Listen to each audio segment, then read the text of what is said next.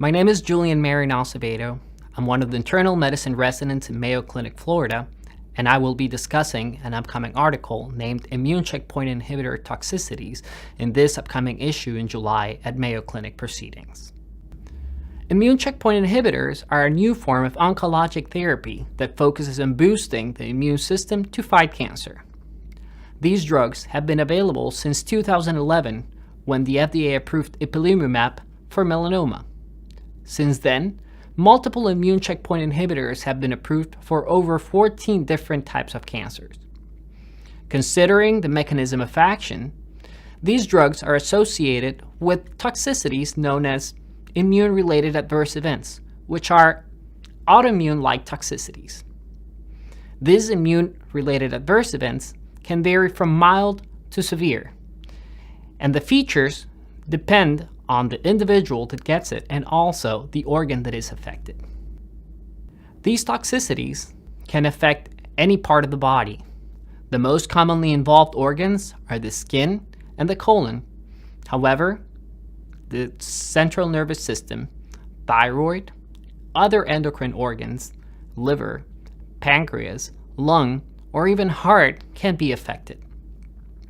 The diagnosis of immune checkpoint inhibitor toxicities is usually one of exclusion, and therefore it is important to rule out other causes of inflammation of these organs. However, since these toxicities can be life-threatening, an early recognition is extremely important.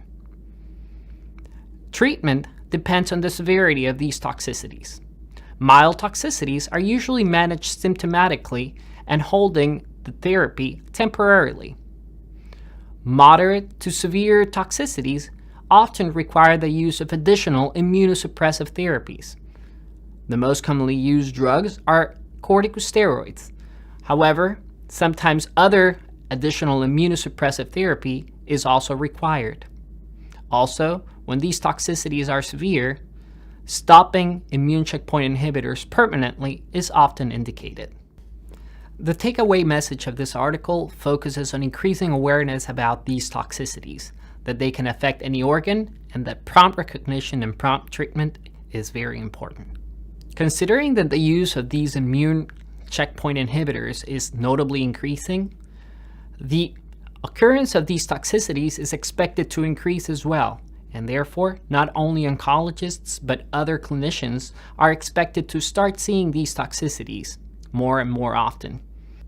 By increasing the awareness of these toxicities among clinicians, we hope that this will translate not only in prompt recognition and treatment, but also in safer and better patient care. At this point, we are aware that these immune-related adverse events occur with the use of these therapies. Current research is focusing on determining if there are biomarkers in patients that could assist us determining which therapy is going to be more effective in which patients.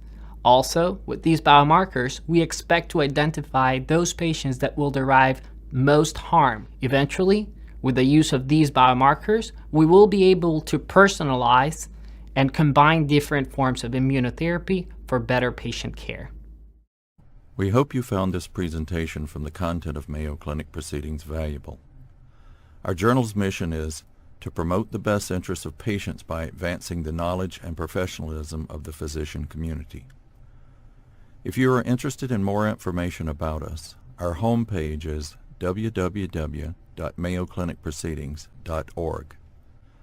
There you will find access information for our social media content, such as additional videos on our YouTube channel or journal updates on Facebook. You can also follow us on Twitter. More information about healthcare at Mayo Clinic is available at www.mayoclinic.org.